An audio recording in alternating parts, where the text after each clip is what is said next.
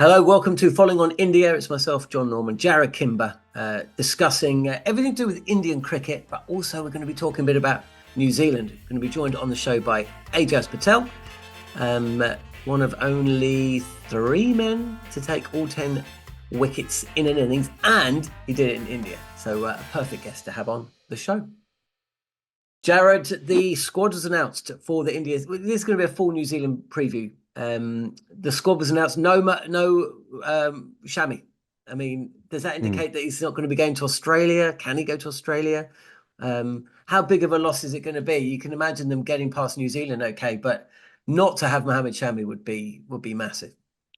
I mean, they obviously need him for Australia. I don't think there's any reason to rush him back now, though, is there? Like, I got the feeling a while back talking to some people kind of, around the camp and inside the camp a little bit that no one was that worried that if he wasn't going to play this series, or both the series, I should say, but also that there's a general sort of, we hope he's okay by the time they get there, right, to Australia. So for this series, they should, Mohammed Shami isn't the key to them beating New Zealand, right? But, does he want some miles under? And the problem with Mohammed Shami is he's quite often injured. Like, that's just a thing that he is. We are going to be bringing you live ball by ball commentary, by the way, aren't we? Of Are we? the series. Yes. You're booked in. Your Uber is booked for. Well, no, it isn't yet. But you'll be booking your That's own not how Uber Uber. works, is it? No, it isn't. Well, it can do now. Actually, it's changed. Not that this is an advert for Uber, but it I was could going to be say, if you wanted it to be. I might use Get Bolt. involved. Get involved. But yeah, so we're covering the series on talkSPORT 2 and on the talkSPORT Cricket YouTube channel right here. So subscribe to that. We did the series a few years back, didn't we? 2021. We did the Two-test Ajaz Patel tour. 10 for. We did, yeah. It was a really good series, actually. I mean, They blocked out the draw, didn't they? In yeah, one, and yeah. then the other one, Rushing, India smashed them. they did, but can you remember India didn't enforce a follow-on, much to the consternation of the commentary team, much to the producer's delight, because it meant more listeners for longer. So, Yeah, there's the split in the camp.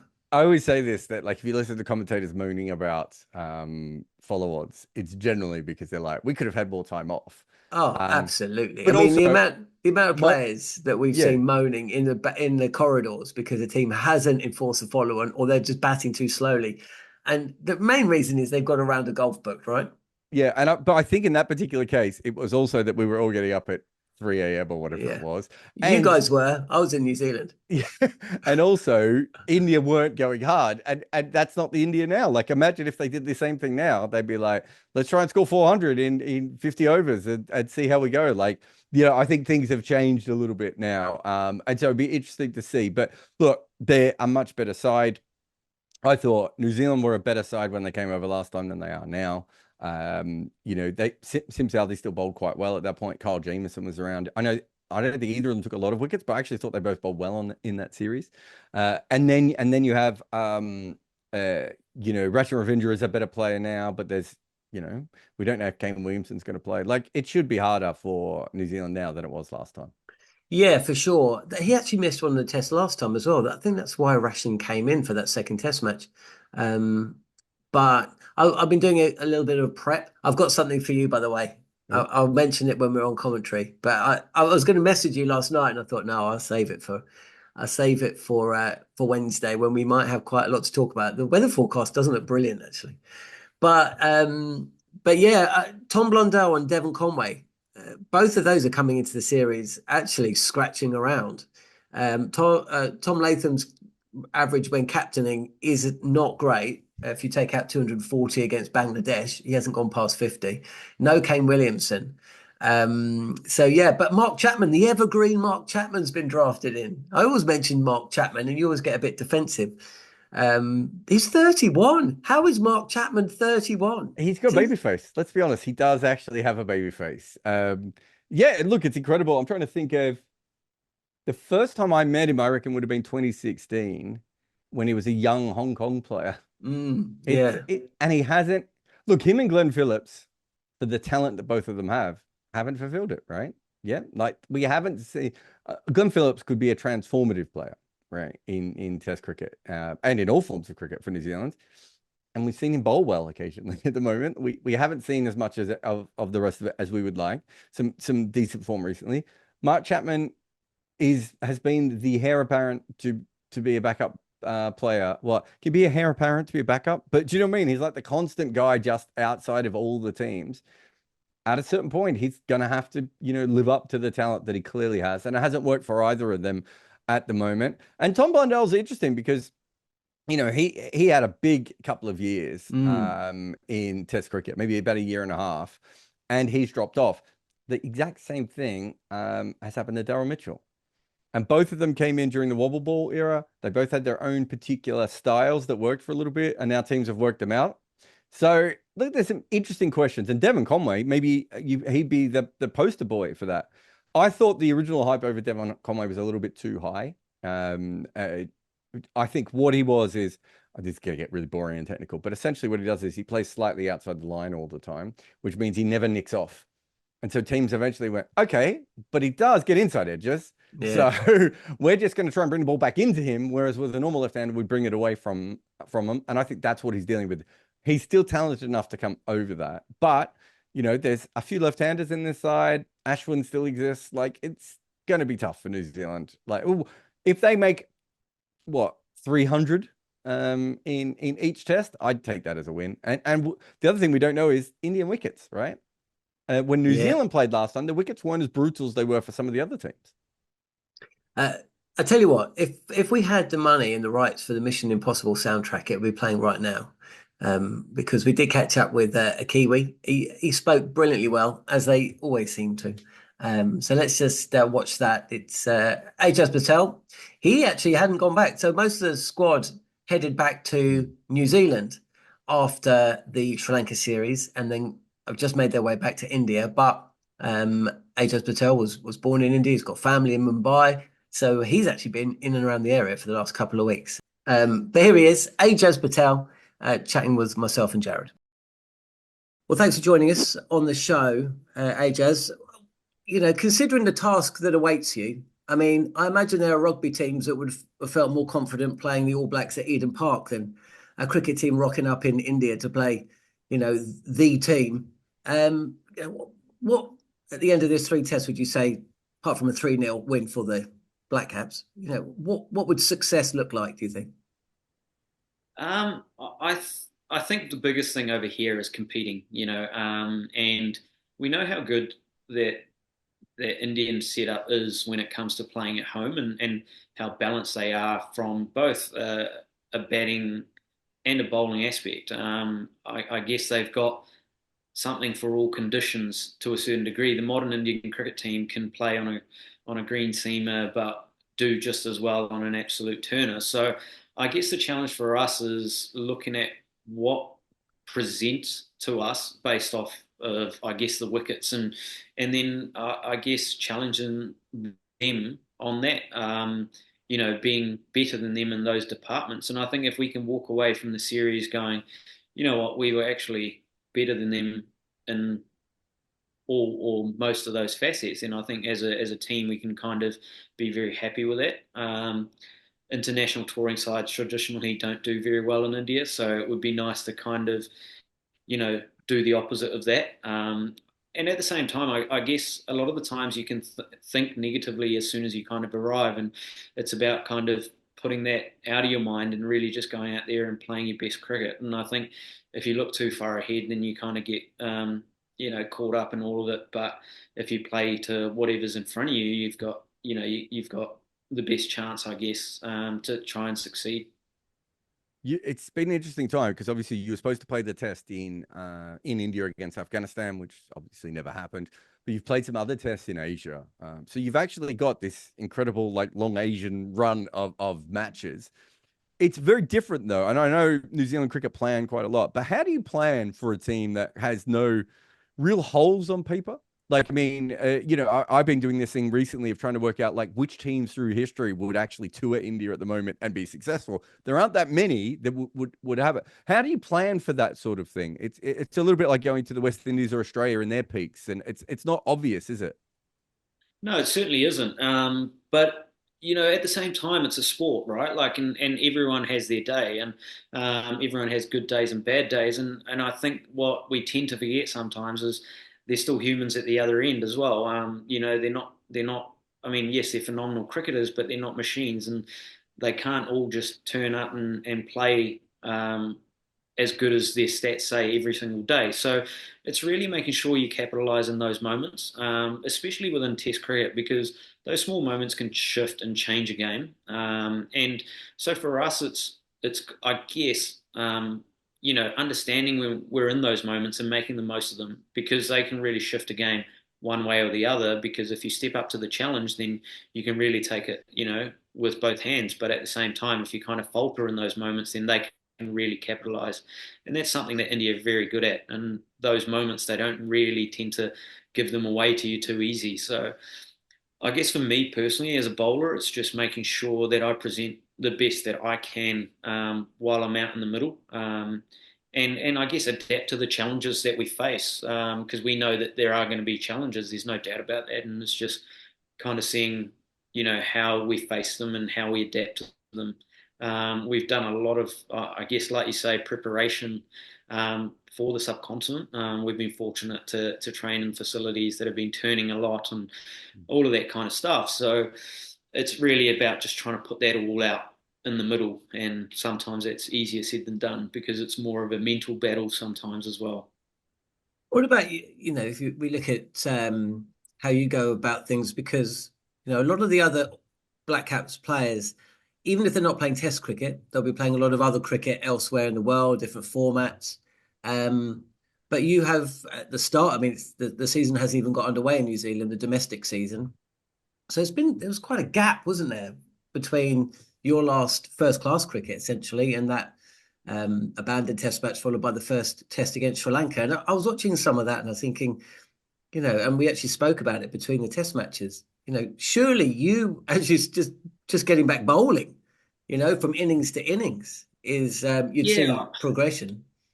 I mean, it comes down to preparation. I mean, for me personally, I guess it's a role that I've become accustomed to, and I know what I need to do to be able to prepare. And I guess I come to the subcontinent with an idea of what to expect, so I can kind of prepare and train accordingly, so that when I am here, I'm prepared and ready to go. It has been an interesting winter. I had a small knee op as soon as our season finished up in New Zealand. So I had about a month's layoff, which for me is probably a lot longer than I would normally take. But at the same time, it was almost like forced upon me. So it was quite good in a way. But as a spinner, you tend to bowl lots of overs anyway. And for me personally, like, it's quite easy. I go into an indoor centre by myself and I'll spend an hour to 45 minutes, and I'll have walked out of there having bowled, 15 or 16 overs in that space of time. So in terms of volume, that's not really an issue. I guess the thing that you do, I guess, take a little bit longer to adjust to is gamesmanship, and that's where experience comes into play. I mean, I fall back on my 12 to 15 years of first class experience and having played lots of first class cricket, and you tend to use that to kind of get the best result out there, really. From a skills perspective, you can always hone that, but it's more the gamesmanship that kind of can be the challenge sometimes. We've seen a lot of Rishabh Pant, who, to be fair, does not respect left arm figure spin at all. We're not. I won't even bring up Jaiswal. I don't want to give you nightmares. But with someone Rishabh Pant, I remember watching him against Jack Leach quite a few years ago now, when long on wasn't, like, he didn't see long on as a deterrent for anything. I think England had a deep mid wicket and a long on, and he just went, well, I'll probably get a few sixes away here, and then it's up to them. How do you go into that kind of a battle? Like, he doesn't, footmarks don't seem to affect him, bowling over the wicket or around the wicket, darting them in. He's just going to come for you, right? Like, how do you prepare for that? Do you watch a lot of footage of him, or, is there something else that you've been trying to do?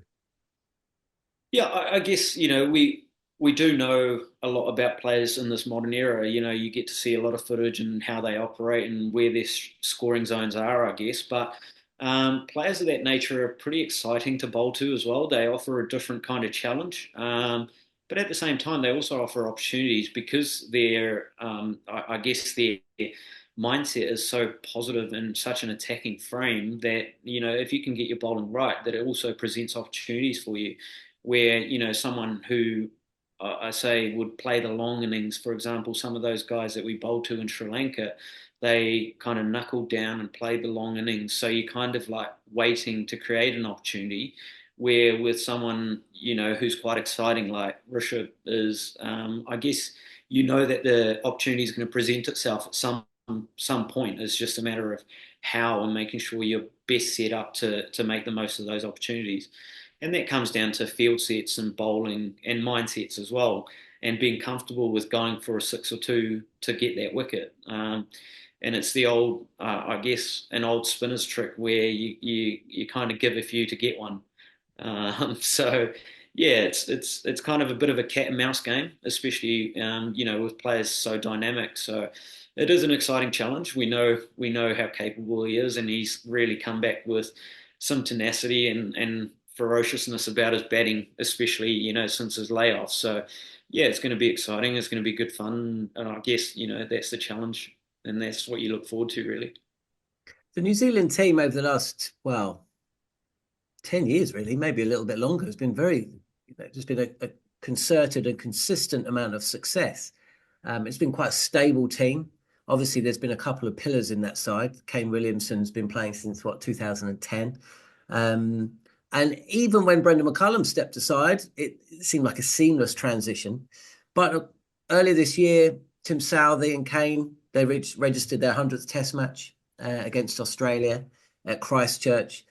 Fast forward, Kane's missing the first Test. There's certainly a little bit of a concern about him for the rest of the series. Tim Southey stepped away from the captaincy. And some of the chat in New Zealand is that, we're reaching the end of a cycle. Does it feel like that within the side? That there's always change, obviously, within any sporting setup, but does it feel like we're approaching either the end or the start? I mean, is that something that you pick up on? Not necessarily. I guess sport is quite cyclical, isn't it? Like, I mean, guys who have been there for a long time, they get old, and then when they are done, they're done. And at the same time, like, if we go back in eras, we've always looked at players at their time and at their peak, and you go, you're never going to find someone like him. And then through the years, someone else kind of comes through, and new talent comes through, and they bring a different edge to the game. So, I mean, at the moment, we've got a little bit of a mix of, I guess, some youth with some experience. And it's a great environment to be in. I suppose if you're a youngster coming into this environment, it's really encouraging in the sense that you've got some greats of the game to be able to feed off. And likewise, if you're kind of a more mature individual who's kind of towards the back end of their career, it's also quite nice to have the youngsters around because they really lift you up and make you feel younger as well. So yeah, I guess if you look at the team holistically, yeah, certainly it's a maturing team, and it's going to change a lot over, I guess, the next 5 years. But at the same time, it presents opportunities for youngsters to come through and really, grab that mantle and really take it forward. At the moment, obviously, we're kind of shifting in the same direction. It'll be interesting to see, when the team does kind of move forward in 5 years' time, what that looks like and what that style of play looks like. But I certainly think the characteristics of New Zealanders and the New Zealand team will certainly stick around. It's just the style of play may change and may, subtly be different. Just a last question, really. When New Zealand toured in 2021, Rachin Ravindra made his debut. And you talk about the new guys coming through. I mean, I think we're all very excited to see how William O'Rourke's going to go. He's really impressed in the last, since he made his debut against South Africa.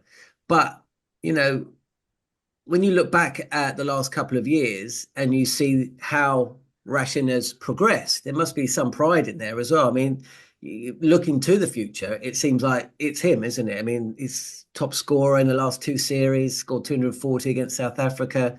He's playing in the IPL now. He's gone a long way in a relatively short space of time. Yeah, I think even when he started off, there was no doubt he was going to be a world-class cricketer. And I think it was, I guess, when I look at it, it's probably giving him some time to grow into that role.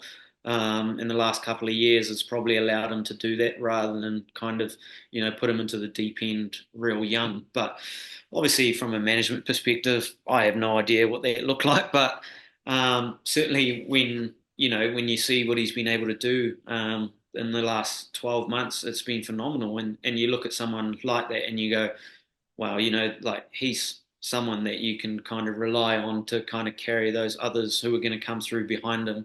But he's also had the luxury of being around some of our best batters. The guys like Kane, guys like Ross, guys like Tommy, and so he's had all these mature batsmen that he can kind of take from and learn from, and I guess spin it in his own way. And so he's had the luxury of having some of our greatest ever batsmen to kind of, I guess, watch and observe, and that's probably held him in good stead as well. And he's a very mature character, and he's very mature especially from a batting perspective, for his age. And we've seen what he's been able to do in a world stage, and there's no doubt in my mind that he's only going to continue to get better. And so that's very, very exciting. And you speak of someone like Will, who's also, what he's brought and how he's kind of, stepped onto the world stage has been phenomenal. But I remember playing an A series with him maybe a year and a bit ago, and at the time I was just thinking, man, this guy's good. Like, this guy has actually got, well, looking at him then, I thought this guy's good enough to play international cricket. And you don't really see that too often from, a young fast bowler. So it's quite exciting. I think the young crop of fast bowlers that are going to, I think, come through have certainly got what it takes to take to international cricket. So that's exciting as well. And they've got big shoes to fill. I guess you look at someone like Tim and Trent, who have been phenomenal for New Zealand over a long period of time. And, when those guys leave, the new crop is really going to have to stand up, and they're going to have very, very big shoulders to kind of fill. And so I think we're in a good space, but certainly it is going to be different to the New Zealand team that we've seen for the last kind of 10 years. But it is also exciting to see the youngsters come through and really, I guess, put their own spin on it. Brilliant stuff. Well, I really appreciate your time, Ajaz. Of course, the last time you were in India, you took 10 wickets in an inning. So everybody's got to improve. So first person to take 20 in a match. I mean, it's not been done. So hat trick, two hat tricks, back to back, 6 wickets in 6 balls. There is a bit of pressure on. I did say to the boys in Sri Lanka, if I ever scored 100 in international cricket, that would be me. Because there's not much more I don't think I could achieve in an international cricketing stage. So, that's probably one that I'm aiming for more so now than the bowling side of things. But yeah, no, it's pretty special to be back, and I guess being born and brought up in Mumbai and being in India, it's always pretty special to kind of play against India. And it's the craze for cricket in India is just something different, isn't it? And I don't think you can replicate it in most places around the world. So yeah, it is quite cool. Are you recognised more when you're in? I mean, you're wearing your kit most of the time, but I mean, are you recognised more in India than you are in New Zealand? No, it's quite interesting because I think when I am in India, no one expects me to be in India. So when they do see me, they're probably there. You can kind of gauge that they've recognised you and they don't know from where, or they've kind of recognised you and thought about it and then gone, "There's no way he's here." So then they kind of just carry on, which is great. And also, I think IPL is the big one over here. The IPL players just they're there as just different gravy. If you've been playing in the IPL, you can't really walk around on the streets because you'll just get mobbed straight away. So I'm quite fortunate. I hide behind the IPL players and just sneak off. You make 140 balls, maybe you get a contract. Yeah, 100%. That's the way to go on it. Brilliant. Look, mate, really appreciate your time. And No, thank you very much. Thanks for yeah, having me. we commentated on your 10th. In fact, Jarrod called your 10th wicket Oh a, wow, a, that's a, awesome. a career highlight. I couldn't believe it, to be honest. It was just fantastic. Oh, you and me Fantastic. both. You and me both. I don't When think that I ball, don't think when the ball was in the air, did oh, you must have been like, see the thing is, everyone kind of asked me like, when did I start thinking it was a possibility? And Mm. for me personally, knowing cricket and knowing that anything can happen, it wasn't a possibility till I got to the ninth wicket. Yep. But then also in my head, I was thinking, well, I've got 4 or 5 balls to get this 10th wicket. Otherwise, there's a wicket falling at the other end. Um, and it just so happened that it went sky high. And when it went up, um, was it it was Ravindra? Who caught miles off. it? Was Rachin it? caught it. It was Yeah. Ratchin, wasn't it? Because it Yeah, did go. so, It went high. It was perfect as well. oh, Because you it could was give just, it the big one as well. Like it's in the yeah, it air. was You could set just the sky scene. I mean, high, just sky high, and you had plenty of time to watch it come down as well. And it was just like, airy hush around the ground, but then it was just madness afterwards. So, yeah, it was a really special moment. And I mean, I'll probably, I guess, appreciate it a lot more after I finish playing. But when you're playing, you're constantly thinking about the next Mm. objective, I guess, and you kind of try and put the past behind you and kind of look at what's ahead. And I guess once you're done with cricket, that's when you can kind of go back and look at those things and go, wow, that was a special time, and those memories will probably always stick with you, which is the great thing about it. My memory was that if you were a proper club spinner, when that ball went up, you would have looked the other direction, just been Oh, like, I don't even want to see if it's dropped, and I'm looking the other way. It's like it wasn't even dropped. That's how a oh, club spinner would have handled it. But a professional's like, oh, I'll have a cheeky look, see if he gets this. yeah, well, I mean, I think everyone's eyes were on Ruchin, but also it was like I was nervous for him. I wasn't really worried about the 10th wicket, but I was nervous for him because he had a typical lot. Kiwi. No Well, Australian in the but, world would say that, would they? I no, was but worried for Rashid. no, but the thing is, like catches like that, you have a lot of time under them, Yeah, and so it certainly would have crossed his mind around, what that catch meant, more so than anyone else. And the youngest kid on the park playing what his second or third game or something like that. So when you kind of think of it like that, and it's kind of a big deal, right? Like for him to be under that ball and to be calm and kind of take it is pretty amazing.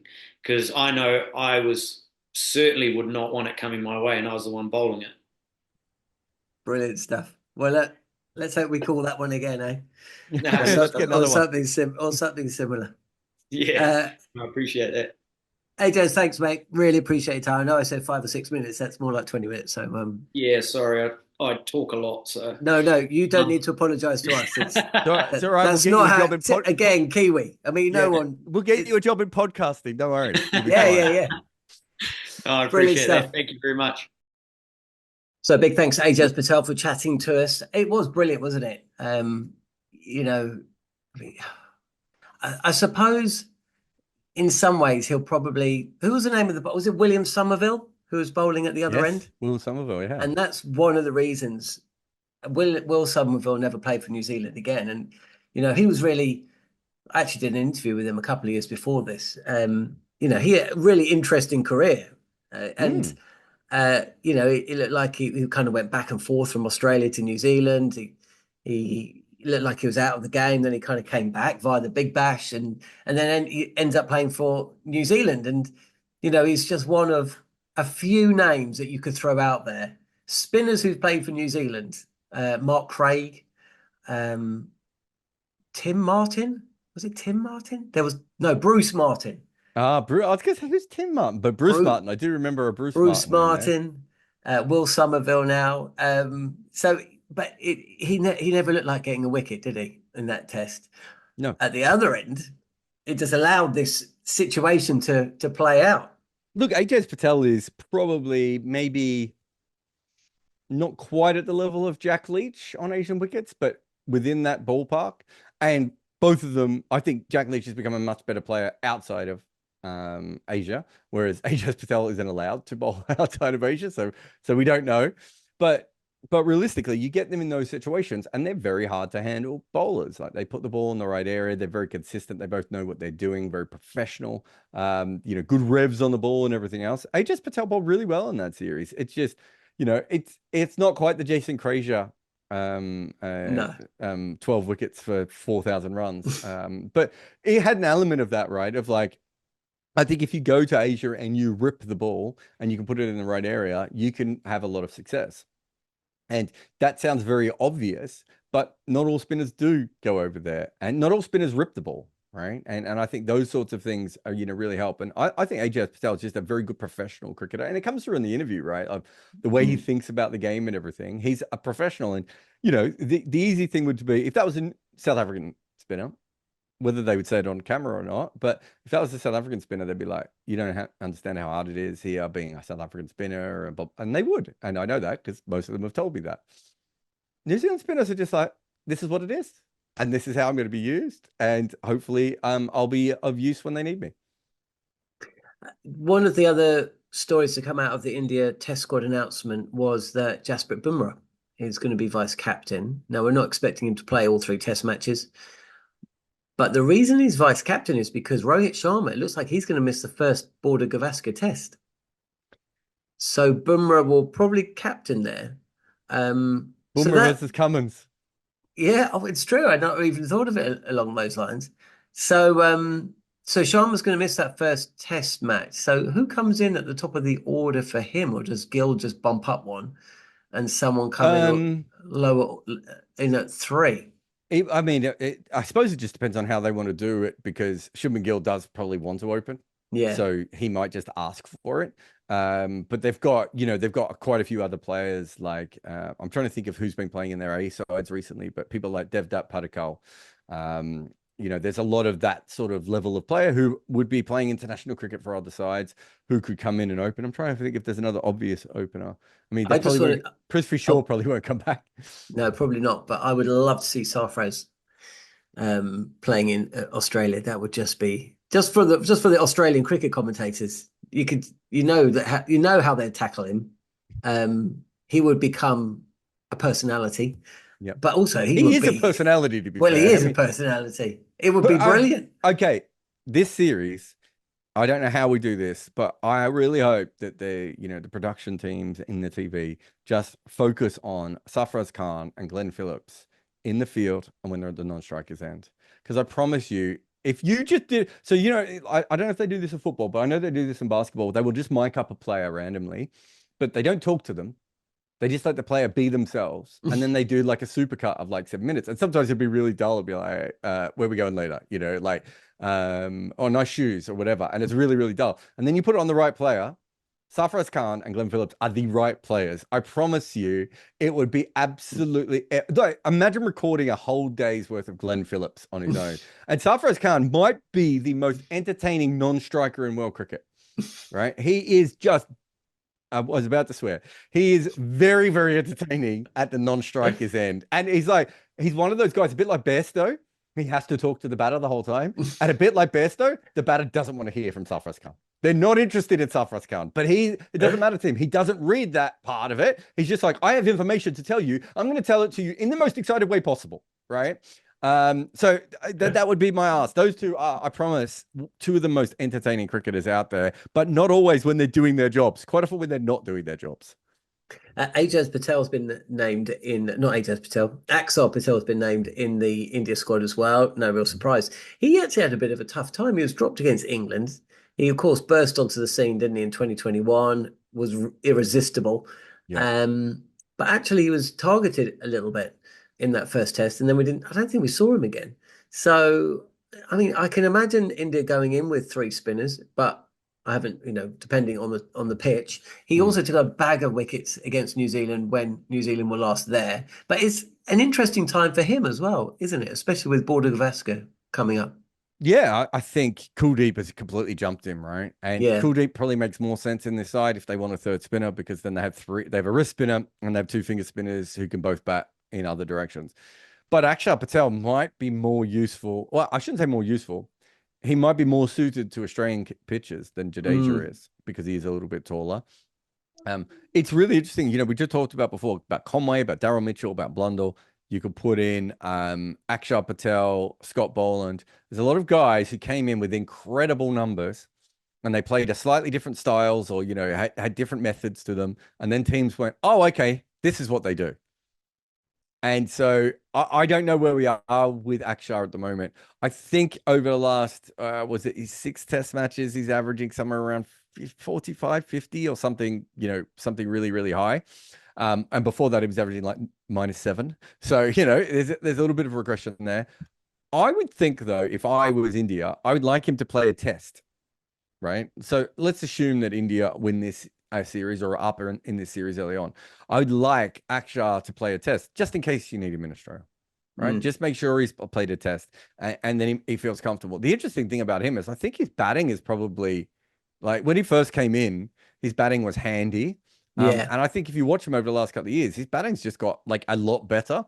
And so it's one of the, I don't know, it's like a Ashton Agar type situation at this point where you're just like, but we want his batting, but is his bowling quite the level that we need it to be to get into the side? So I think it's a really interesting one, but I don't think he plays in the first test. I think they pick the other 3 spinners. And I think that's their best choice for India at the moment. But if you are thinking to the next series, then yeah, maybe a little bit of Akshar just to get some miles under him. And to finish up the show, let's have a little chat about the T20 World Cup. As things stand, it's looking more than likely that India are going to get knocked out. They pushed Australia close. Drop catches have been a problem throughout the tournament, especially at night. We were doing that interview with Ajaz Patel, weren't we? And you were keeping an eye on the match, and you were like, 4 catches went down in like 15-minute interview. Well, I thought Australia's about to collapse here. The way their wicket was and everything else. And I thought there's a real big chance. And then India just couldn't take their chances. And you see the difference. Like Phoebe Litchfield's at point. The ball goes out on the offside. She picks it up in one grab and knocks the stumps down and gets a key run out for India. Yeah. I think a big difference between the teams is that the Australians do look like better fielders than everyone else. I think the actual overall talent is probably people are starting to get close to Australia. And we saw that in the men's cricket too, didn't we? Like Australia was so far ahead of everyone else other than maybe South Africa in fielding for a long time. And then as professionalism came into the game, everyone else catches up. But yeah, India was second favorite for the tournament, right? And they're not going to qualify for the final. So that's a very, very, that's a big one. It's worth remembering that they are in the, when you have Australia, if there's only 2 spots available and you have Australia in your group, it's always a bit tricky because Australia are probably going to qualify. And the idea that you have to beat Australia to qualify, you're always going to be struggling there. But as I said, I thought they had their chances with the ball. With the bat, their biggest problem was that they batted second. And I think, if you've been watching this tournament at all, batting second is just so hard under flipped lights. round, isn't it? Yeah. And so, when I was looking at it and I thought, well, Megan Shoot's already bowled out. They don't have Jess Johnson anymore. India have a real chance here. And then I was like, oh, they got Annabelle Sutherland. No one's hit her at night. She's just been skidding through and bowling people. And I think there were 4 wickets in her overs. Not one of them was a full toss, one was a run out, I think. But there was 4 wickets in that over and it basically shut the game down. And that was the problem. But look, India haven't played well all the way through the tournament. I think we have to be honest there. They haven't been at their best. It's been a tournament that I think batting depth has played a big part because we have seen a lot of wickets. Right. And I don't think India has the batting depth of some of the other sides. But having said that, New Zealand don't have any batting depth and they're the team who's going to go through. So, sometimes that's just how it goes. Brilliant stuff. We'll be back next week. Well, actually, no, we'll be back on Wednesday because, of course, we'll be bringing you live and exclusive coverage of India against New Zealand. The 3-test series starts on Wednesday at stupid o'clock in the UK, where we'll be broadcasting, and it finishes at stupid o'clock in New Zealand, where the SENZ team will be broadcasting. It's going to be a joint broadcast, first of its kind. I'm sure there's going to be some funny moments along the way. And Jeremy Coney will be back. You and Jeremy will have a half an hour here or there. Do you know the other day I was talking, I was like doing a podcast and I was thinking of Jeremy Coney, and like I spent about a month in hotels and not even hotels, Airbnbs with him last year. You wish they were hotels. Yeah. making him breakfast in the morning, making him scrambled eggs and stuff, right? And I couldn't remember his name. And all I could remember is that his nickname was something to do with a bug, and that he was tall, and that he was a good slip fielder. And the person who I was on the podcast with is trying to put this together and of course, when you say that, like Fleming comes to mind, Martin Crowe, like there were all these different people. And I was like, no, it's the other guy. It's the other guy. And then I was like, Jeremy Cody. And they're like, aren't you friends with Jeremy Cody? I said, yes, but I don't remember anyone's name, let alone my friends. Well, there you go. If that isn't reason to, let's find out how Jarrod is actually going to be describing and talking to whoever he's going to be talking at to. 5 a.m. It doesn't I even should matter, be rolling, shouldn't I? At 5 a.m. Exactly. I'll be at the top of my game. Exactly. Thanks for joining us here on Following on India. On AM, on DAB, via the talkSPORT app and on your smart speaker. talkSPORT.